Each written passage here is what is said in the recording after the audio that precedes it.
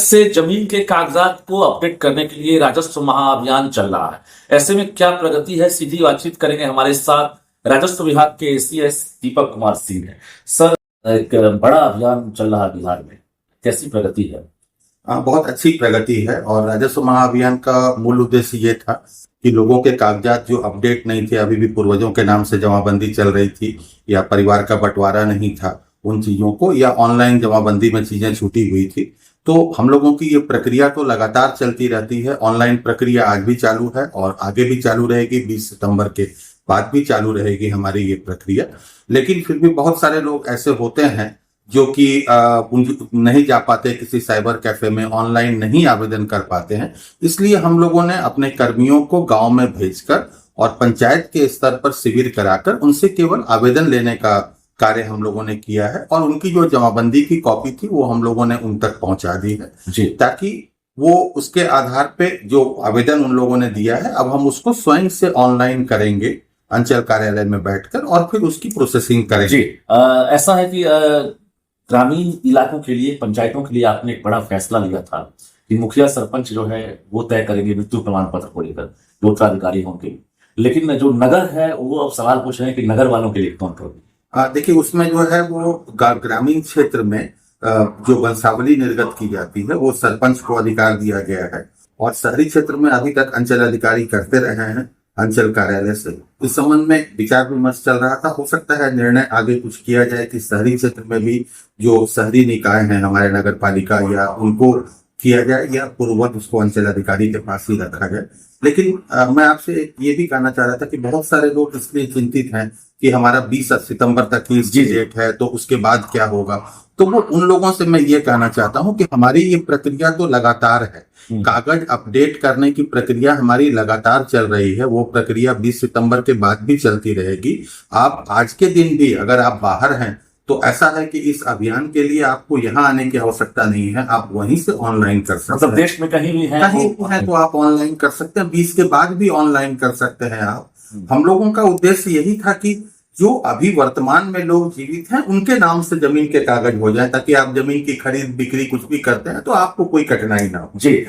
लोग चूंकि डरे हुए हैं कि कागजात अगर नहीं है जो भी हमारे पास, तो घर घर कर्मचारी दस्तक दे रहे हैं, तो हो सकता है कि वो फिर उनके नाम से ना चढ़े, ऐसा हो? नहीं, ऐसा कुछ नहीं है। देखिए, इसमें आवेदन देना पूर्ण रूपेण स्वैच्छिक है, वॉलंटरी है। हम किसी से आवेदन नहीं मांग रहे हैं। घर घर जाके हमने आपका जो अभी का रिकॉर्ड है वो हमने केवल आपको उपलब्ध करा दिया।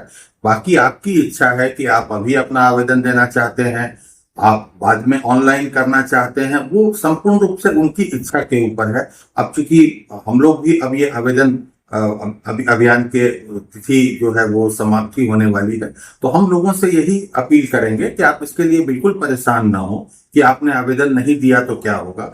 जिसने भी आवेदन नहीं दिया है या किसी से अपने से हम किसी के कागज में कोई परिवर्तन नहीं करेंगे। आप अगर आवेदन देंगे तो हम आपके आवेदन पर कार्रवाई करेंगे और आप 20 तारीख के बाद भी या आज भी आप ऑनलाइन आवेदन कर सकते हैं। हमारा ऑनलाइन पोर्टल खुला हुआ है। शिविर लगाए गए हैं हर जगह पर, कैसा फीडबैक मिला है? लोगों की रुचि कितनी दिख रही है? नहीं, लोगों की रुचि बहुत ज्यादा है और लोग बहुत इसलिए भी परेशान थे कि हमारे पास पूरे कागज नहीं है तो हम कैसे आवेदन करें।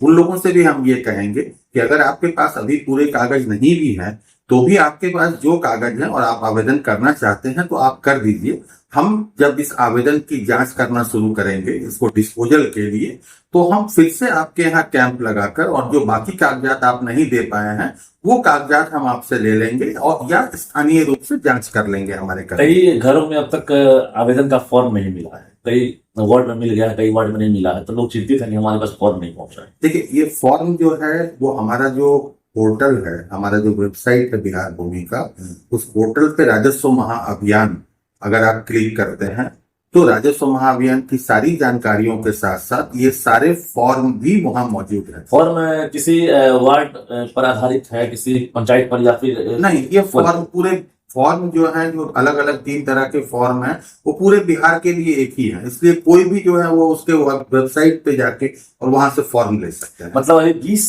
सितंबर जो डेट है आपका, क्या ये अंतिम तारीख नहीं? ये कोई भी अंतिम तारीख नहीं है। 20 सितंबर तक हमारा हल्का में शिविर लगने की वो तिथि है, लेकिन हमारा जो ये अपडेट करने की प्रक्रिया है ये तो लगातार जारी रहेगी 20 के बाद भी। अभी हड़ताली जो संविदा राजस्व कर्मी थे उनके खिलाफ कार्रवाई हुई थी। राजस्व विभाग ने एक साथ 7,000 कर्मियों को बर्खास्त कर दिया था, लेकिन फिर से अगर देखा जा रहा है तो उनकी सेवा वापसी शुरू हो गई है। क्या उसका इम्पैक्ट दिख रहा है?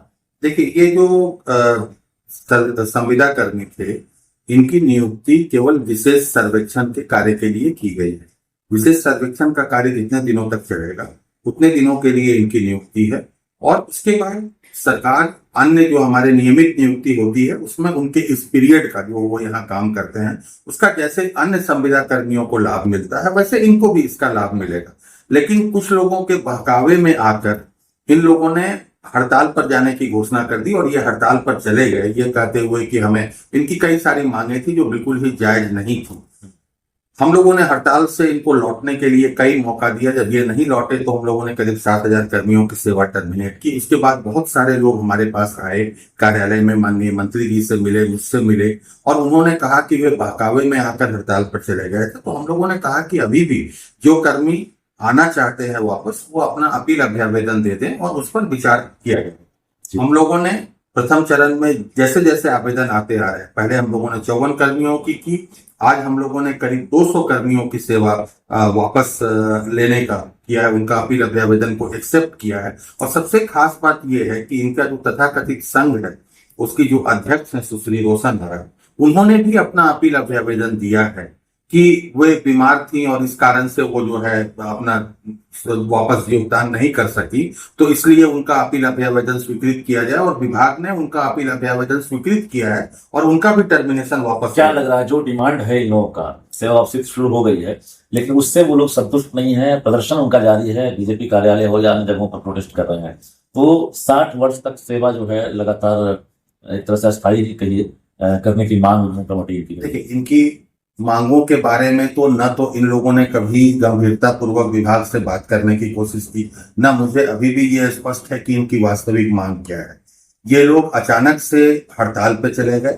मेरा तो इनसे यही अपील होगा कि जब आपके जो तथाकथित संघ के अध्यक्ष भी अपना अपील अभ्यावेदन दे दी है और विभाग ने उस पर भी विचार करके उनका टर्मिनेशन खत्म कर दिया है, तो बाकी भी जो हड़ताली कर्मी हैं, जो अभी भी जो टर्मिनेटेड हैं, वो अपना अपना अपील अभ्यावेदन दे दें। हमारे पास लगातार आ रहे हैं और लगातार हम इनके अपील अभ्यावेदन पर विचार कर रहे हैं, और इस प्रकार हंगामा करना, ये मुझे लगता है कि कुछ असामाजिक तत्व हैं जो इनकी केवल आड़ लेकर और ये इस तरह का हंगामा करने की कोशिश जी। कर रहे हैं। एक न्यूज 18 भी अपील करना चाहता है राजस्व विभाग से, और खासकर आपसे बात हो रही है कि 5 सदस्यीय जो उनकी टीम है, चाहेंगे कि 2 दिन में जो है उनसे वार्ता करें और जाने कि आखिर इनकी जो मांग है नक्सल में क्या है। देखिए, वार्ता करने के लिए तो हम लोगों के कार्यालय में कभी भी कोई भी अगर आते हैं अपनी कोई बात रखने के लिए तो हम ऑलवेज ओपन हैं, लेकिन ये तो कभी ना तो बात करने के लिए आए, ना इन्होंने कभी उस पर कोई डिस्कशन करने की कोशिश की, और ये सीधा हड़ताल पे चले गए। और अब ये हंगामा कर रहे हैं, कभी बीजेपी कार्यालय के सामने, कभी किसी माननीय मंत्री जी के घर के आगे। तो आज के दिन भी अगर कभी भी कोई भी हमसे बात करने के लिए आते हैं कार्यालय में, तो हम तो बात करने के लिए हमेशा ओपन है। बहुत बहुत धन्यवाद। तो हमारे साथ राजस्व विभाग के एसीएस दीपक कुमार सिंह थे, जो महत्वपूर्ण जानकारियां दे रहे थे कि कैसे राजस्व महाअभियान चल रहा है और एक टारगेट लेकर विभाग जो चल रहा है, तो कहीं ना कहीं अभी